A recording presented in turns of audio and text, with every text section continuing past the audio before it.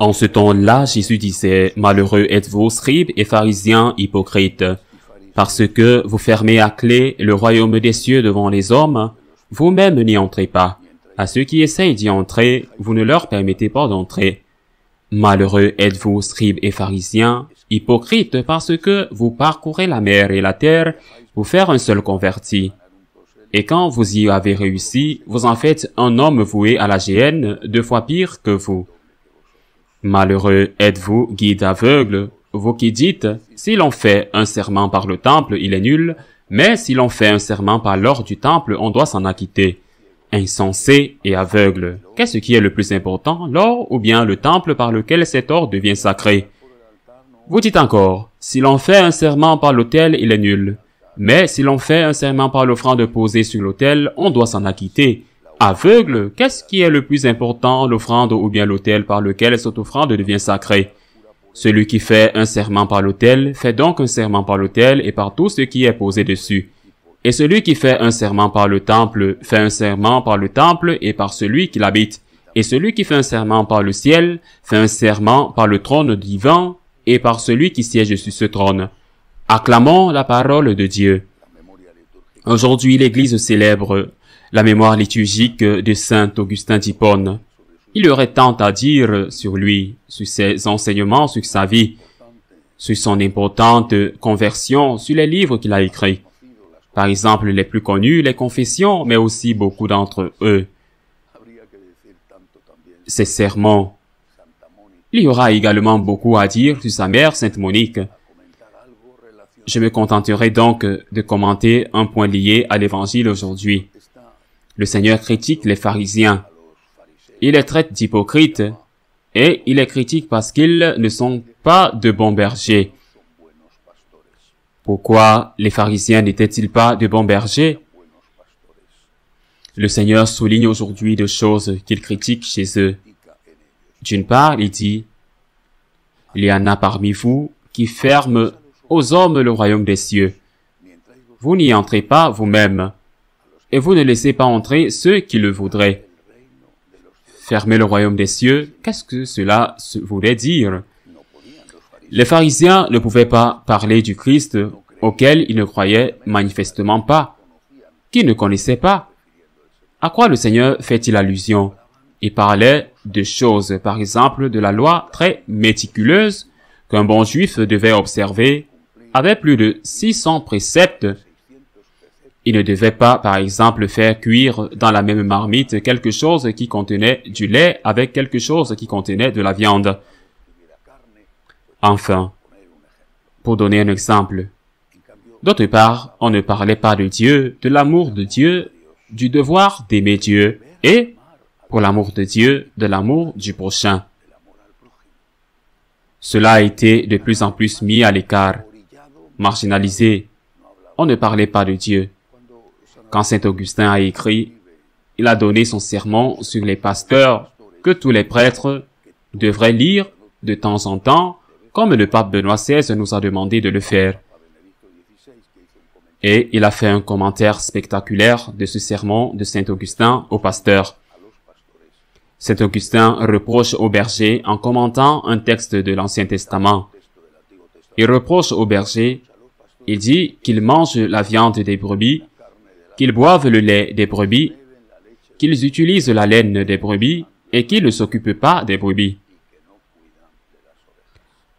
En d'autres termes, sommes-nous des bergers qui conduisent au Christ les personnes qui nous sont confiées?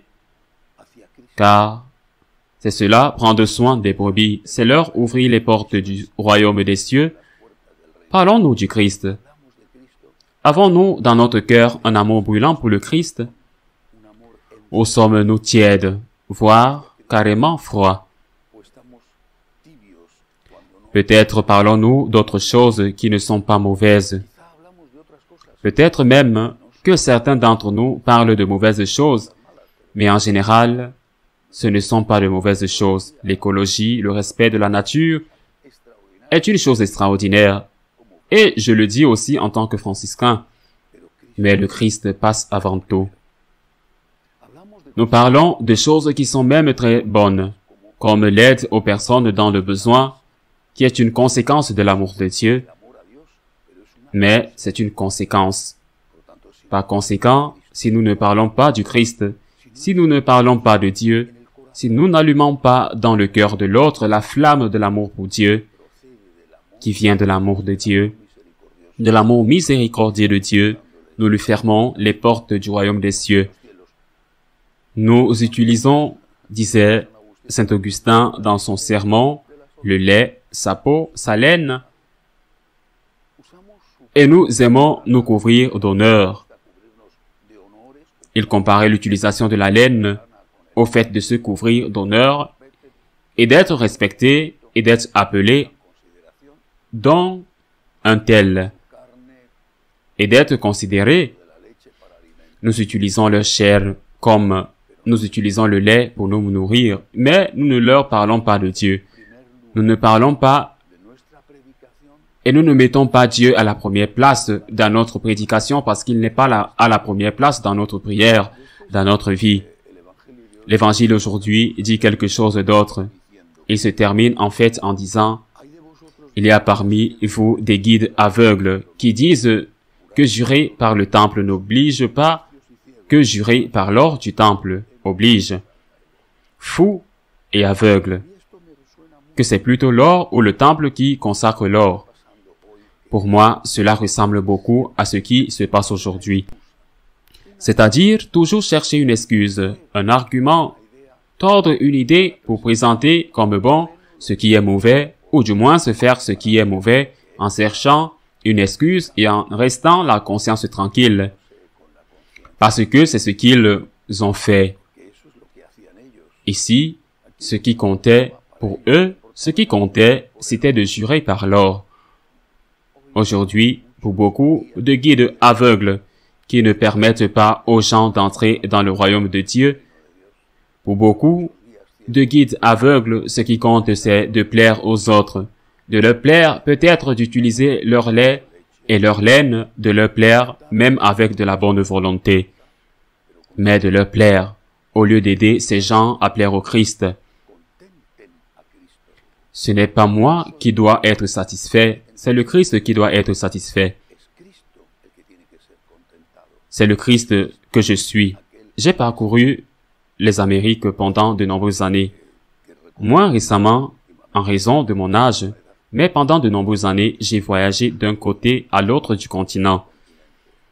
Du Canada au Chili, en passant par la plupart d'entre eux, ou par de nombreuses îles des Caraïbes. Je connais tous les pays. Je sais ce qui s'y passe. Je sais ce qui se passe dans le clergé. Je sais ce qui se passe avec les évêques. Et je connais le passage aux sectes de nombreux catholiques. Je me souviens d'une fois où je me trouvais dans un marché très typique et très agréable du Guatemala. Je visitais ces petites échoppes où l'on vendait les tissus colorés des indigènes du Guatemala. J'allais d'un petit magasin à l'autre. Dans presque tous les cas, la radio était allumée. Il passait de nombreuses heures à attendre l'arrivée des touristes. Ils avaient la radio allumée. On passait de l'une à l'autre et c'était toujours un message, un sermon d'un pasteur protestant. Personnellement, je les trouve impossibles à écouter. Non seulement parce qu'ils sont protestants, mais pour ma raison et pour mon cœur. Mais ces gens simples écoutaient les pasteurs protestants parler et ils passaient la journée à écouter les pasteurs protestants avec leurs prédications effrayantes ou leurs messages d'espoir.